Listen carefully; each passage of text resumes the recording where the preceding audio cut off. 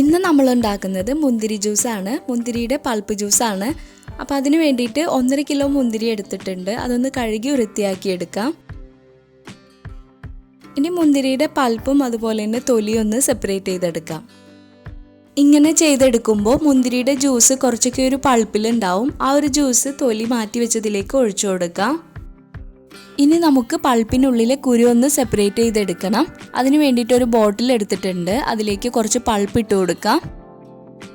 ഇനി ഇത് അടച്ചു കൊടുത്തതിന് ശേഷം കുറച്ച് സെക്കൻഡ് നന്നായിട്ടൊന്ന് ഷേക്ക് ചെയ്ത് കൊടുക്കാം.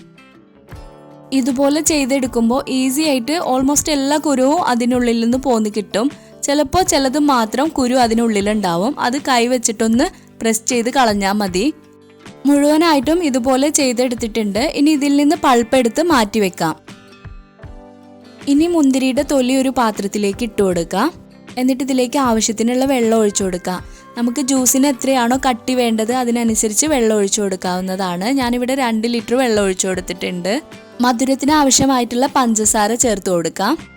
ഇനി ഫ്ലെയിം ഓണാക്കി 15 to 20 മിനിറ്റ് നന്നായി തിളപ്പിച്ചെടുക്കാം. ഇപ്പോൾ ഇത് നന്നായി തിളച്ചു വന്നിട്ടുണ്ട്. നല്ലൊരു കളറായി കിട്ടിയിട്ടുണ്ട്. ഇത്രയായി കഴിഞ്ഞാൽ ഫ്ലെയിം ഓഫ് ചെയ്യാം. ഇനി ഇതിൽ നിന്ന് കുറച്ച് ജ്യൂസ് എടുത്തിട്ട് ചൂടോടെ തന്നെ നമ്മൾ മാറ്റി വെച്ച പൾപ്പിലേക്ക് ഒഴിച്ചു കൊടുക്കുക.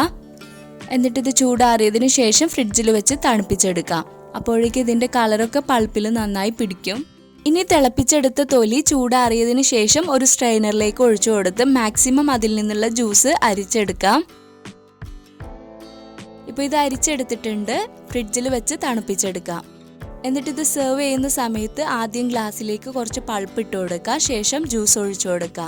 നല്ല ടേസ്റ്റി ആയിട്ടുള്ള മുന്തിരി ജ്യൂസ് റെഡി ആയിട്ടുണ്ട്. വീഡിയോ ഇഷ്ടമായെങ്കിൽ ഒന്ന് ലൈക്ക് ചെയ്യണേ. Thanks for watching.